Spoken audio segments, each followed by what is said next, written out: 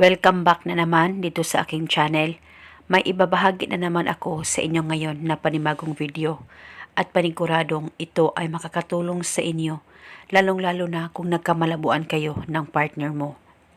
At dapat buo ang loob at tiwala niyo sa mga ganitong pamamaraan. At kung bago sa channel ko, ay huwag niyo pong kalimutang mag-subscribe at pindutin ang notification bell para palagi kayong updated sa mga bago kong videos. Nanalamig na ba sa'yo ang partner mo? At tuluyan na bang nagkamalabuan kayo sa isa't isa? At naiisip mo rin ba na wala na ba talagang pag-asa na maging okay kayong dalawa? Gusto mo ba na magkaayos kayong dalawa at mas lalong kakapit ang lalaki sa'yo sa oras na magawa mo ang ritual na ito? Ang gagawin mo lamang, kumuha ka ng isang garapong asukal at dapat may takip po ang garapon na gagamitin mo sa ritual. At pagkatapos, kumuha ka ng actual photo niya, kunin mo ito at ibaon o itusok mo lamang ito sa asukal na inihanda mo.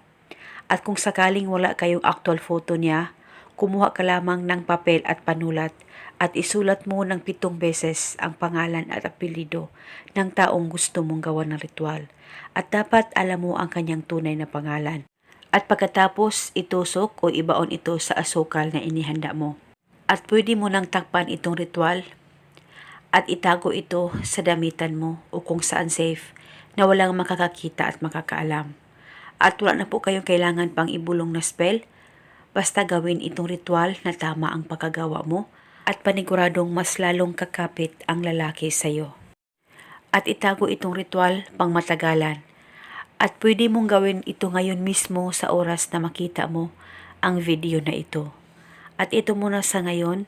Maraming salamat po sa panunood. May God bless us all.